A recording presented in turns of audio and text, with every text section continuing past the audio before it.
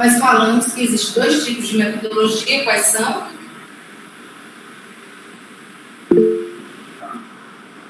Tradicional, né? E ágil. Ambas as tecnologias, elas trabalham com etapas ou fases, né? Quais são elas?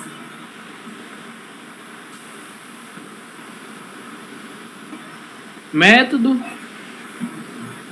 Não.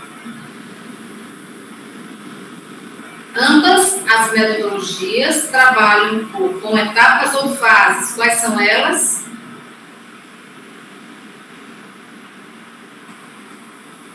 Deixa eu abrir o slide aqui. Tá difícil o negócio, tá? Análise, projeto e implementação.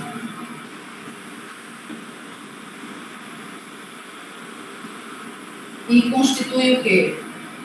Um processo. Não foi isso que eu falei? Então, o que muda nos processos? A forma como isto acontece. Então, na tradicional eu tenho processos, na ágil eu tenho processos. Certo? Primeiro ponto. Segundo ponto. Qual é a diferença da tradicional para a ágil? 3 diferenças básicas. Na tradicional eu tenho o quê? Muita documentação,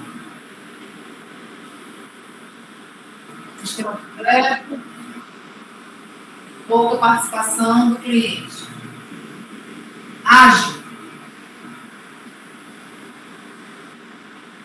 Sistema em partes, pouca documentação e muita participação do cliente. É isso?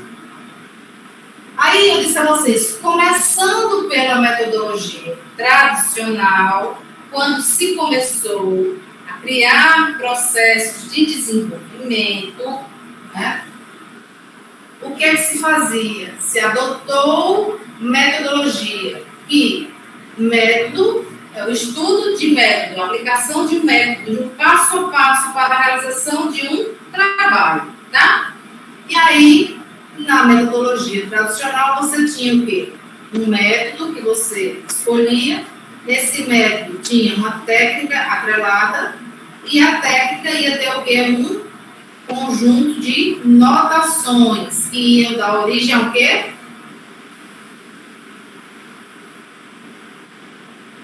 Não.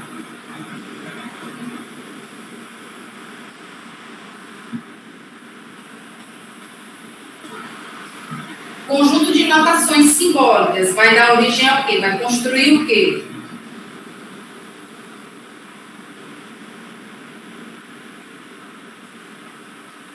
Aí.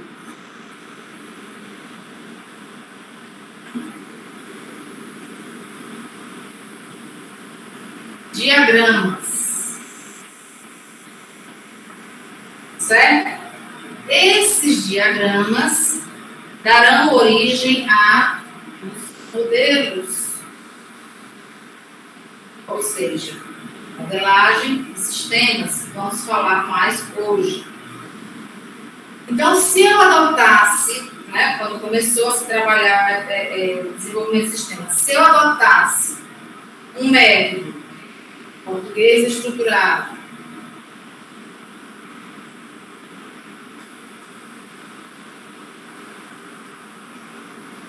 eu tinha aqui uma técnica. Qual era a técnica?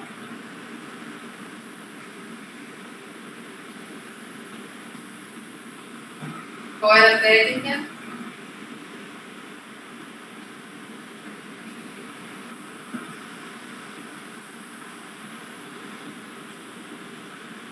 Vem, meu povo.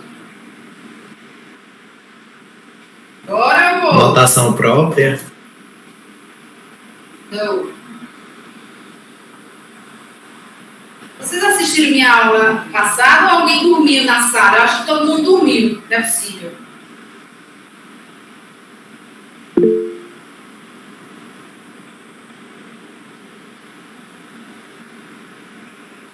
Se eu tenho aqui um método chamado projeto estruturado, eu tenho uma técnica chamada análise estruturada. E aí, se eu trabalho com análise estruturada, eu vou desenvolver um conjunto de inovações, diagramas que representam esse tipo de análise, que eram os DFDs, diagrama de fluxo de dados, modelagem, entidade, relacionamento, que vocês aprenderam lá em banco de dados. Né? A análise estruturada, ela evoluiu para uma outra análise, né, que eu podia utilizar também. Como era o nome? Essencial. A análise essencial. E, por sua vez, adotou os mesmos tipos de diagramas que você desenvolvia, né, na análise estruturada. Se eu trabalhasse com análise orientada, se eu trabalhasse com um método orientado a objeto, eu ia trabalhar com que tipo de análise? Com que tipo de técnica?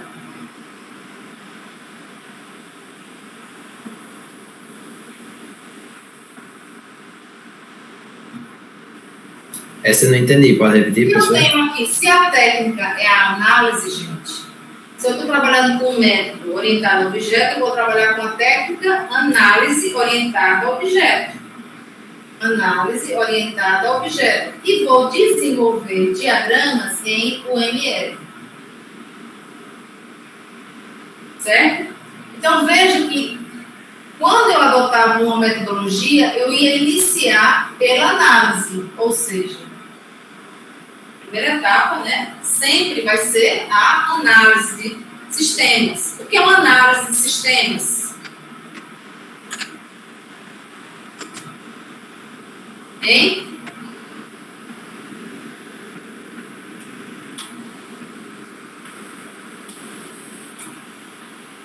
E encontrou um problema. Eficaz. Oi? Eficaz. Só isso? É porque estava no quadro na aula passada. Mas para eu encontrar um problema, eu preciso fazer o quê? Investigar, engenharia de requisitos, Investigar. Através de quê? de técnicas. Métodos, técnicas, para quê? Para que eu possa traçar Um objetivo? Não, é? objetivo para atingir uma solução. Ok? Então, estão vendo que as coisas, elas se conectam de alguma forma. Existe uma relação, né? Certo? Aí a gente vai falar sobre modelagem de sistemas. Veja de onde partiu a modelagem. Então, primeiro surgiu a metodologia, aí você tem a técnica, por onde você inicia um processo, e você, durante a aplicação dessa técnica, você vai desenvolver diagramas que vão gerar o quê? Modelos. Modelagem de sistemas. Entenderam?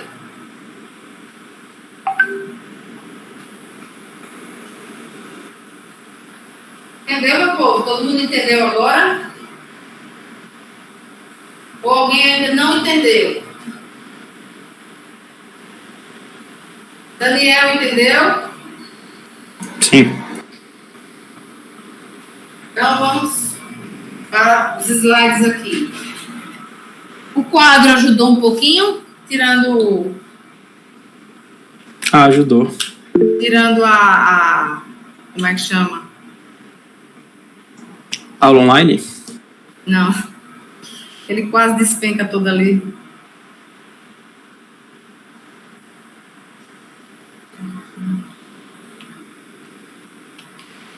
Vou ajeitar ele amanhã aí. Vamos lá.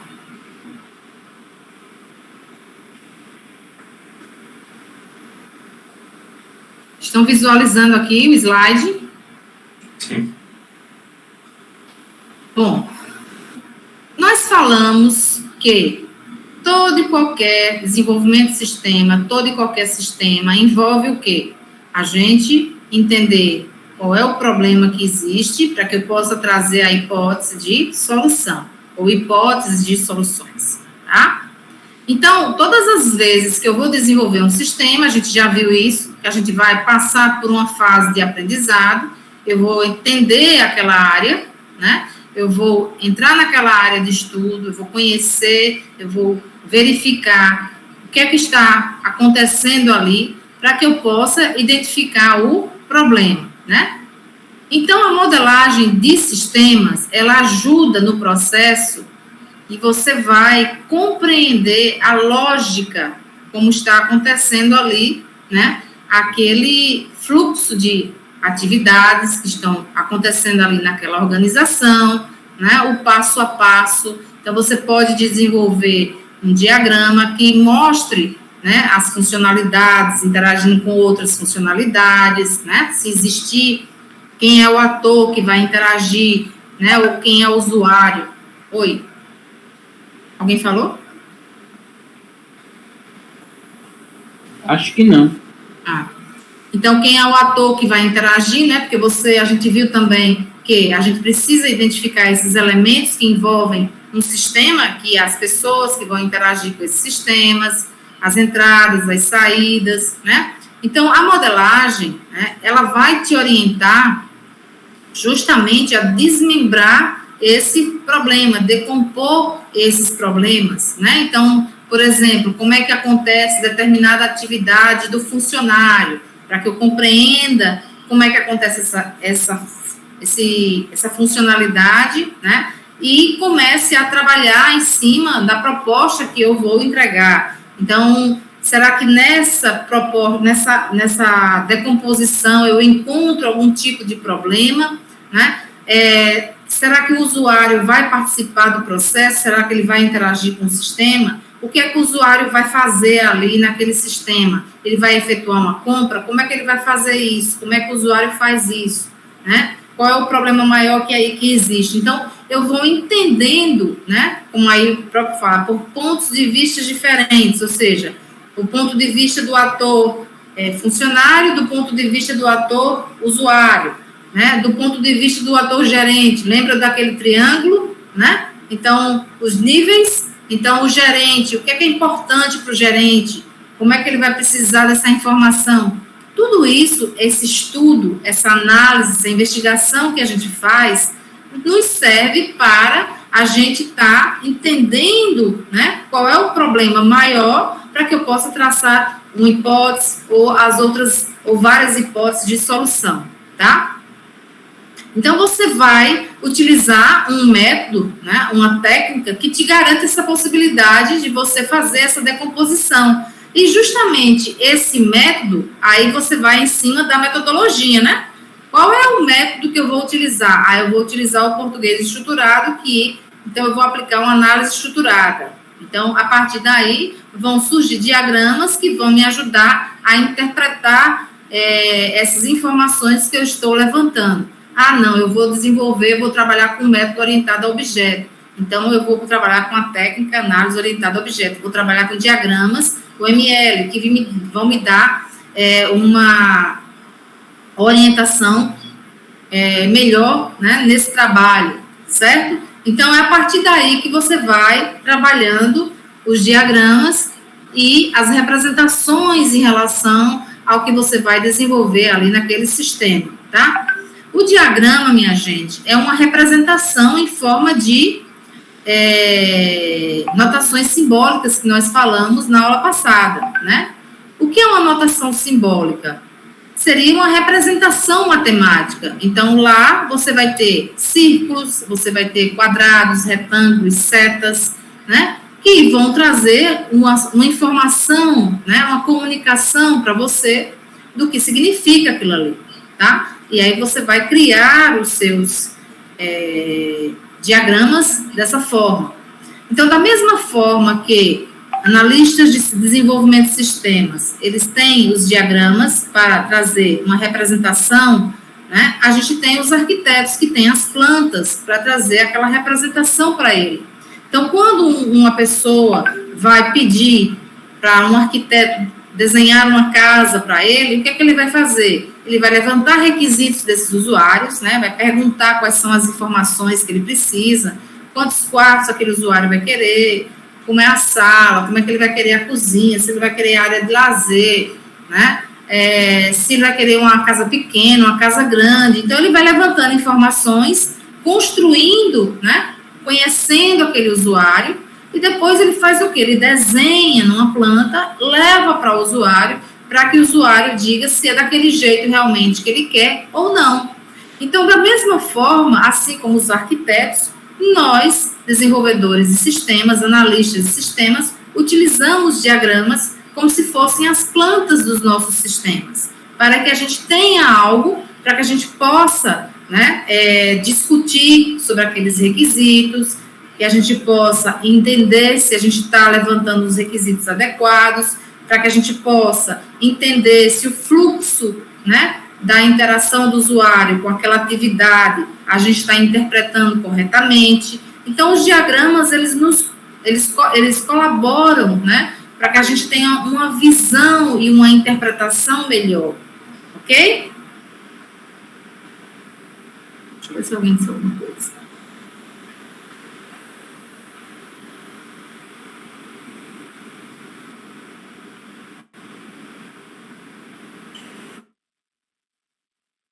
Então, quadro daqui.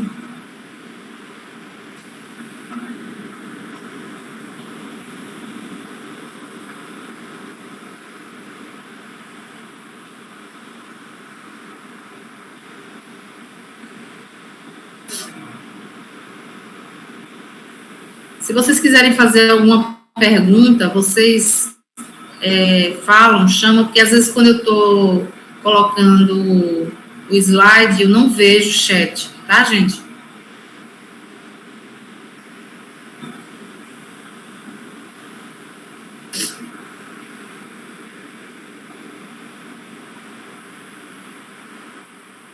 Então, veja que quando a gente trabalha com modelagem, a gente tem, né, os modelos trazem para o especialista lá, o analista, eles trazem uma utilidade, né? Então, eles podem estabelecer uma visão comum entre o usuário e o analista do ambiente antes da automação. Então, antes de você colocar o sistema para ser implementado, ser desenvolvido, você pode discutir com o seu usuário para ver se você interpretou adequadamente, né, as informações, o problema em questão, né, se a própria solução, ele está trazendo situações que vão atender aquele usuário, certo?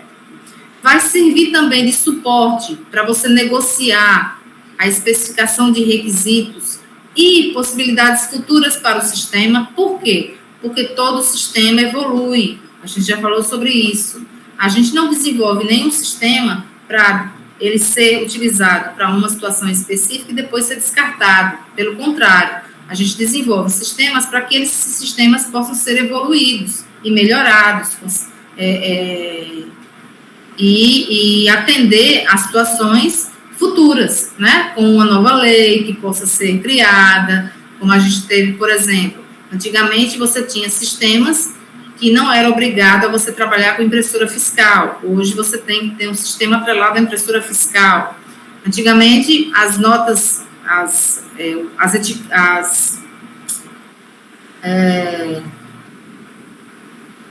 como é que chama?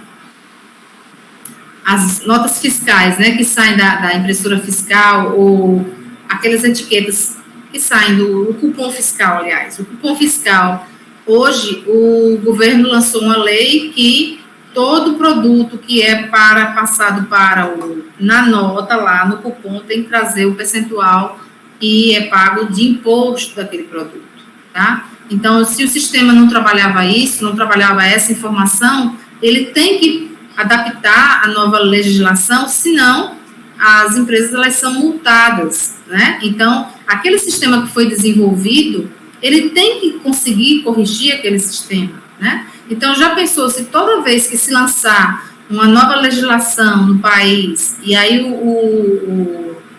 o dono da empresa tiver que fazer um novo sistema, né? vai quebrar a empresa desse jeito, né? Então, o que é que acontece? Você deixa aquela especificação pronta para possibilidades futuras para aquele sistema. Você deixa o sistema documentado, para dar também um suporte, além de negociar naquela hora que você está trabalhando com aquele usuário, a entrega daquele sistema, né? Você também deixa ele pronto para que ele possa ser evoluído, né? Melhorado. Uma outra questão também de utilidade, né, dos diagramas, dos modelos, ele te ajuda a você trazer uma representação para que você possa avaliar e refinar os conceitos daquele projeto, né? Da mesma forma que aquela planta vai trazer essa mesma situação para o arquiteto e o cliente, né? Você com a planta, o arquiteto negocia com o cliente se aquela representação que está trazendo o tamanho da casa, o tamanho dos quartos, a posição dos quartos, né? A forma como está disponibilizada as áreas lá naquela casa. Hoje até você pode trabalhar também modelos em 3D para que a pessoa tenha uma visualização da casa, né? Que ele consiga imaginar aquela casa como ela vai ficar. Então, isso é um modelo também, né? Assim como nós temos os protótipos que nós utilizamos para trazer uma representação para o usuário, né? Então, isso tudo ajuda traz uma série de utilidades para que você possa trabalhar com o seu cliente, com o seu usuário, né? Uma outra utilidade é escalonar a informatização em fases, né? Ou seja, com produtos bem definidos e dependências mínimas entre as fases. O que é escalonar? Escalonar seria dividir, né, o processo de desenvolvimento em fases. E o que é que a gente faz? A gente não tem a fase de análise, projeto, a gente pode desenvolver modelos em todo o processo de desenvolvimento, tá? Melhorando aquelas modelagens para poder ir validando, né, as informações com os nossos usuários, tá? Uma outra utilidade, tratar a complexidade do problema por níveis de abstração, começando pela visão mais abstrata, descendo a visões progressivamente mais detalhadas. Nós já falamos sobre abstração nessa turma aqui nas aulas. O que é uma abstração?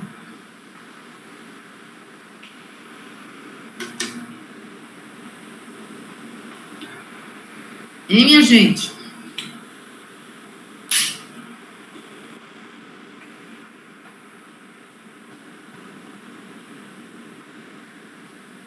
Exato, você trazer algo que você interpretou no mundo real e trazer, né, para o seu ambiente que você está trabalhando. Então, se lá eu tenho um fluxo de uma atividade, né, que ele vai acessar vamos supor, vai fazer uma solicitação de um pedido. Como é que ele vai fazer essa solicitação de um pedido? Através de um formulário, né? Vai se registrar alguma coisa. Então, o que é que vem de atributos, né, de campos naquele formulário? Então, eu estou abstraindo, estou pegando aquilo ali e trazendo para o ambiente virtual. Só que a gente vai abstraindo de forma que a gente vai levantando o que é importante para o que eu vou utilizar naquele sistema, né? A gente falou que tem situações que não são necessárias e a gente vai eliminando, né? Então, a gente só abstrai o que é necessário. E aí você vai, né, numa visão mais ampla e vai vendo os detalhes para você melhorar aquela entrega daquele modelo, tá? Então, eu posso olhar, por exemplo, né, o fluxo de uma atividade. Ele faz solicitação de um pedido, esse pedido vai para o setor, para a entrega do produto, né? Aí o produto vai para a parte de pagamento, aí registrado o pagamento, e aí depois vai ser entregue esse produto. Então, eu verifico o fluxo. Pronto, eu abstraí uma coisa maior. Agora, vamos por partes. Então, nesse pedido, o que é importante nesse pedido? Então, eu vou verificando. E eu posso fazer esses detalhamentos, né, em modelos sequenciais para que você tenha uma noção. Se eu estou interpretando depois e vou conversar com o meu cliente, né, com o meu usuário, se eu estou tendo o entendimento correto, né, daquela problemática, tá? Para que eu possa entregar algo realmente de fato importante para ele, né? Que atinja a necessidade dele, que seja útil para ele, que ele consiga resolver aquele problema, certo? Outra utilidade, promover indicações quantitativas do escopo e da complexidade do problema. E aí, o que é um escopo, gente, de um sistema, por exemplo?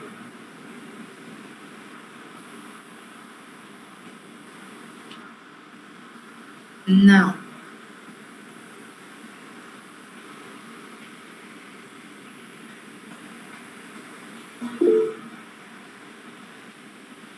Falem que eu não estou vendo o chat. Como se fosse um modelo do projeto? Um modelo é um diagrama, né? É Um protótipo, sei lá. detalhamento, tá, gente? Um detalhamento que você tem preliminar daquele projeto, tá? É um esqueleto, como a gente chama, um esqueleto daquele projeto, onde você traz as informações. Então, por exemplo, eu posso dizer, se eu for descrever o escopo de um projeto, então, eu desejo um projeto para atender uma escola com as funcionalidades de cadastro dos alunos, dos professores, das turmas, dos cursos, e aí o aluno vai poder se cadastrar em 5 disciplinas, não pode se cadastrar em mais de 5 disciplinas, né? Se o aluno perder uma disciplina, então eu vou descrevendo o escopo daquele sistema, né? Deverão ter X relatórios, relatório para ver a quantidade de alunos, relatório para ver o quantitativo de mensalidade dos alunos. Então, eu vou descrevendo ali, né, o esqueleto das informações do meu sistema, tá? Logicamente, a gente tem um escopo inicial que pode ser modificado, né? Por quê? Porque podem surgir novos requisitos que você vai estar inserindo nesse escopo até você conseguir completar a especificação do seu sistema, tá? Então, o escopo, quando a gente fala de promover indicações quantitativas do escopo, é por quê? Porque no escopo você tem as funcionalidades, você tem relatórios. Então, eu posso, por exemplo, fazer um modelo, um diagrama que represente as funcionalidades do meu sistema. E aí eu represento isso em forma quantitativa, né? Então, se tem 5 funcionalidades, eu vou desenhar 5 funcionalidades ali naquele diagrama, tá? E aí você vai entendendo também a complexidade do problema, tá? E minimizando isso. Com o modelo também, a gente tem a utilidade de promover facilidades para a geração de testes de aceitação, né? Porque a partir de algo que eu tenho na minha mão, eu possa mostrar para uma equipe de desenvolvimento, que eu possa mostrar para um usuário, eu posso também verificar se eu estou conseguindo atingir, né, o objetivo daquele usuário, né? Se eu estou conseguindo entregar algo que realmente o usuário deseja. E aí pode facilitar isso para que eu não desenvolva um sistema faltando alguma coisa, faltando algum requisito, né, que deixa a desejar, ok? Ok, professora. E aí a gente pode desenvolver, né, modelos em 3 perspectivas, tá? Eu posso desenvolver um diagrama que represente o modelo funcional do meu sistema. Então, como exemplo, eu tenho um diagrama que é chamado diagrama de caso de uso em UML. Ele representa uma funcionalidade do meu sistema. Deixa eu mostrar aqui para vocês um diagrama de caso de uso como é.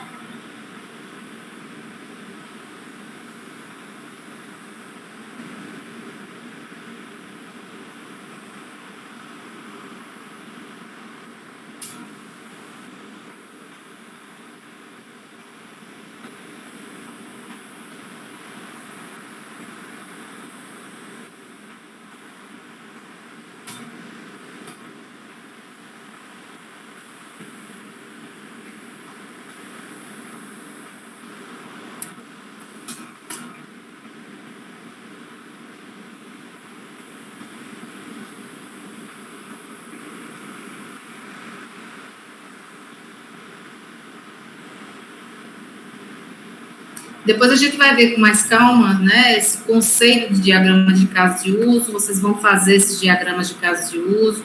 Então, veja, aqui eu tenho atores que interagem com funcionalidades e essas figurinhas ovaladas aqui, elas significam funcionalidades do meu sistema, tá? Então, eu tenho aqui o ator interagindo com essas funcionalidades aqui. Aqui é uma representação que eu faço de um ator que está representando indiretamente. Isso aqui é um banco, né? Que ele participa indiretamente. Aqui, esse ator, ele vai interagir com essa funcionalidade, esse ator com essa funcionalidade. Então, eu tenho uma representação de um modelo funcional de um sistema, tá? Então, eu posso ter, dependendo do sistema, vários tamanhos, né?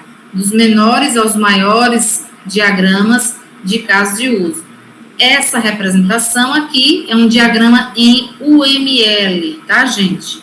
Então, se eu trabalhar com UML e for desenvolver um diagrama de caso de uso, eu vou estar desenvolvendo um diagrama de modelo funcional, na perspectiva de funções do sistema, tá? Eu posso ter aqui também uma perspectiva que represente os dados. Então, por exemplo, quando vocês desenvolveram o banco de dados, a modelagem de banco de dados, entidade, relacionamento em banco de dados, vocês desenvolveram uma modelagem de dados, certo? Posso também ter uma modelagem de controle, né, que represente o comportamento de algo no meu sistema. Então, eu posso ter um diagrama de estado, falando dos status do sistema. Então, se eu posso desenvolver um diagrama que represente o status do aluno no sistema. Então, o aluno pode estar matriculado, o aluno pode ter concluído o curso, o aluno pode estar com o curso trancado, pode ter cancelado o curso, pode ter trancado o curso, pode ter abandonado o curso. Então, ele pode ter vários status naquele sistema, e eu posso desenvolver um diagrama de status, tá? Então, quando a gente for trabalhar mais diretamente com a modelagem, com diagramas, vocês vão aprender a desenvolver esses tipos de diagramas, tá certo? Bom, e, por fim, toda e qualquer modelagem de desenvolvimento de sistemas, ela vai passar por 4 princípios, tá, gente? O que é um princípio? O princípio é algo que você deve seguir para que você consiga atender da melhor forma vamos dizer assim, aquele desenvolvimento daquela proposta, tá? Então, se eu vou desenvolver um diagrama, uma modelagem de um sistema, primeira coisa que eu tenho que ver, a escolha dos modelos a serem criados tem profunda influência sobre a maneira como um determinado problema é atacado e como uma solução é definida, né? Então, eu vou desenvolver, por exemplo, se eu for desenvolver um sistema sobre a parte de estoque de uma empresa, né? E aí, eu tenho que desenvolver um diagrama que traga uma representação do fluxo do estoque, como acontece naquele ambiente, naquele contexto. Toda a parte de nomenclatura, toda a parte de situações que acontecem ali, na realidade, tem que vir, né, tem que ser abstraídas, como a gente falou aí, no modelo que eu estou desenvolvendo, né? Eu não posso chegar e desenvolver algo que não esteja relacionado àquela área que eu estou estudando, aquela área que eu estou atacando, né? Então, se o problema é relacionado a algum fluxo específico de trabalho naquele estoque, então eu tenho que entender como é que acontece aquilo ali, eu tenho que desenhar como é que acontece aquilo ali, né, para eu poder ter o entendimento e traçar a solução, tá? Assim como se eu for definir uma solução, uma modelagem que represente o modelo funcional da minha solução, eu tenho que desenvolver atrelado ao que eu estou trabalhando, que eu estou desenvolvendo, né? Então, eu não posso sair inventando nada, não posso imaginar nada, eu tenho que ir realmente, de fato, entender aquela área e projetar em cima daquela área. O segundo princípio é cada modelo poderá ser expresso em diferentes níveis de precisão. O que significa isso? Nós falamos que a gente pode desenvolver diagramas, modelagem, durante todo o processo de desenvolvimento do sistema. Então, eu posso desenvolver diagramas para um nível que eu estou interpretando como existe aquela atividade no momento atual. Então, eu posso desenhar o fluxo que eu estou entendendo de como acontece aquela funcionalidade. Eu posso evoluir para um outro nível, como seria a minha proposta, né, de melhorar aquela funcionalidade. Então, eu posso desenhar aquilo ali em outro nível, certo? Assim como eu posso, depois, melhorar aquela situação, corrigindo algumas situações que eu trouxe, mas que o usuário não foi favorável e a gente melhorou. Então, eu estou evoluindo aquele modelo, tá? Em diferentes níveis, tá? Mais precisos, mais próximos à realidade do usuário. Terceiro princípio, os melhores modelos estão relacionados à realidade, né? Ao que a gente está estudando. O segredo será ter a certeza que sua simplicidade não ocultará detalhes importantes, tá? Então, quanto mais você mostrar para o seu usuário, né? Quanto você tentar esclarecer as dúvidas em relação a o que você está interpretando, né? Então, quanto mais próximo tiver a realidade do usuário no sentido de atingir, resolver o problema dele, melhor será aquele modelo, né? Acredito que quando vocês fizeram o modelo de vocês do banco de dados, vocês procuraram melhorar aquilo ali, né? Vocês foram fazendo, o professor foi corrigindo, você foi melhorando, até você conseguir chegar, entregar uma situação melhor, mais adequada, né, ao que você estava fazendo. E o quarto e último princípio é: nenhum modelo único é suficiente. Qualquer sistema, né, não trivial, ou seja, qualquer tipo de sistema que você desenvolva, tá, será melhor investigado por meio de um conjunto de modelos quase que independentes. Então, você vai desenvolver um modelo funcional, você pode desenvolver um modelo de dados, você pode desenvolver mais de um modelo de controle, tá? Você pode desenvolver modelos que têm a ver com o fluxo de alguma atividade. E além disso, né, você pode melhorar os que você está desenvolvendo. Então, não existe só um modelo único para atender aquele sistema, né? Vai sofrer melhorias porque você vai interagir com pessoas. Você não é dono daquilo ali, você está fazendo algo para as pessoas, então você precisa discutir com as pessoas, você precisa discutir com a equipe, você precisa melhorar aquilo ali que você está trazendo, certo?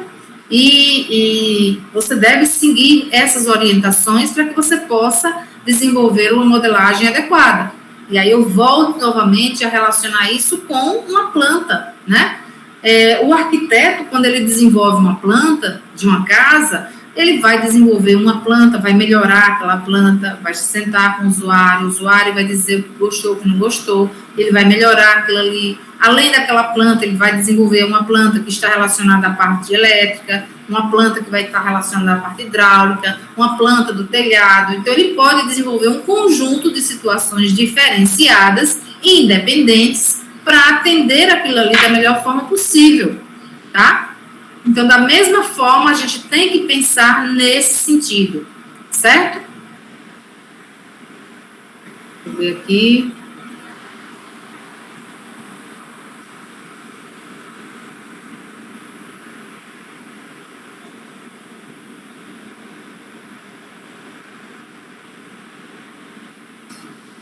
Alguém quer perguntar alguma coisa?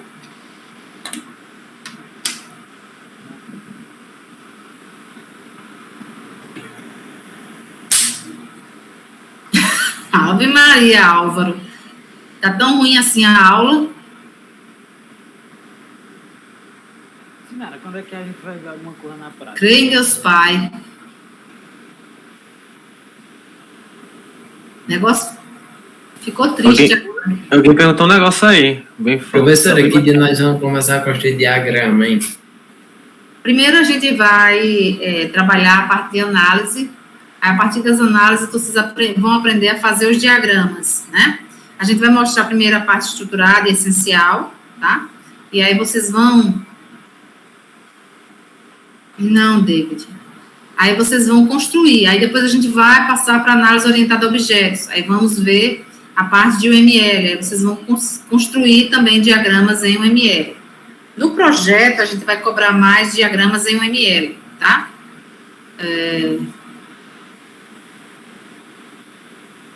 Diga aí, David.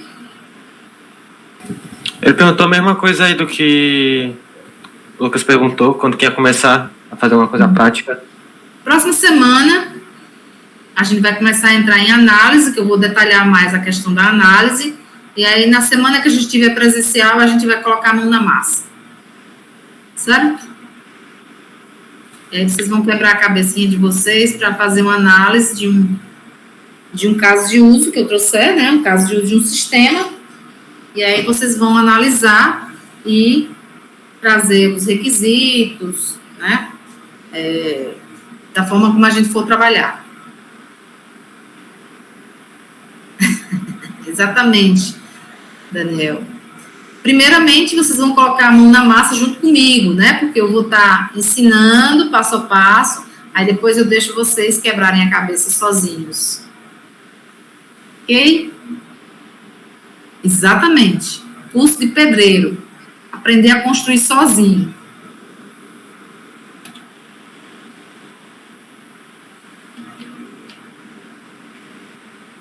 Pegar na caneta o papel, fazer igual a Jocélio, para depois passar para uma ferramenta. A gente vai chegar no nível de ter que fazer as telinhas ainda? Ou sim, só vai... senhor. Aí vai ser tipo, seria a última parte do projeto, isso tudo, as telas. Sim, exatamente. Isso. Essa telinha feinha que a gente vai fazer. Que feinha que nada, vocês vão fazer telinhas bonitas. Sai de vocês que quiserem feinhas. Eu vou usar todas as cores toda torta, só pra você ficar com raiva.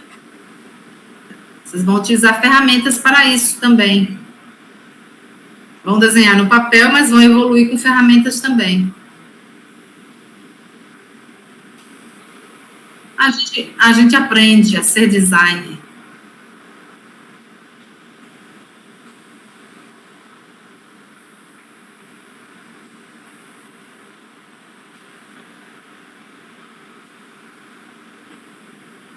Se preocupe não que você vai aprender. E os que já sabem vão aprender a melhorar também. Se não ficar boa, vai ter que ficar. Essa parte de interface, usabilidade, coisas a gente só aprende na próxima disciplina, né? Aqui, a ideia dessa disciplina é vocês aprenderem a desenvolver um sistema, um projeto e um sistema. E na outra, trabalhar melhor a interface do sistema. Aí, eu sempre digo, né, que independente, aqui você já pode utilizar esse projeto para começar a evoluir outros projetos. Então, como a gente aqui trabalha as fases de análise e projeto, a gente não trabalha a fase de implementação. Mas o que vocês devem fazer? Evoluir para uma implementação, porque vocês acabam colocando a cabecinha para funcionar e trabalhar, né, e conseguem cumprir o processo completo de desenvolvimento. E isso vai garantir que você possa utilizar isso como uma base para você fazer outros projetos. E a cada nível que a cada projeto que você vai fazendo, você vai melhorando, você vai construindo projetos melhores, né? Agora, só que você tem que partir de alguma coisa. E aí, o que eu digo sempre, comecem a partir dessa disciplina. Quem não tem a base para desenvolver projetos, sistemas propriamente, comece a partir dessa disciplina. Porque você vai saber como você vai documentar, como você vai prototipar e como você vai projetar. E aí, você depois só faz o quê? Implementar aquele sistema, né? Colocar em prática. E a tendência é ir você melhorando. Agora, se você não faz isso, você se acomoda, aí é complicado, né? É muito complicado. Porque independente, gente, independente, porque eu sei que tem alguns alunos que têm até medo de fazer pagar engenharia de software 2 para o Jocélio, porque disse que dá trabalho, não sei o quê, mas independente da área que você for seguir, seja e se você não quiser seguir desenvolvimento, se você quiser seguir uma outra área de infraestrutura, o que quer que seja, faça a disciplina. Sabe por quê? Porque a gente precisa entender, pelo menos, como a gente faz o sistema, tá? Todo o processo, tá? Porque é muito importante para a profissão da gente. Porque se você for um gestor, você tem que saber como é que aquele cara fez aquele sistema.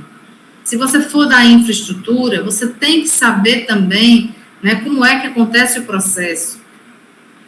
Oi, Eduardo.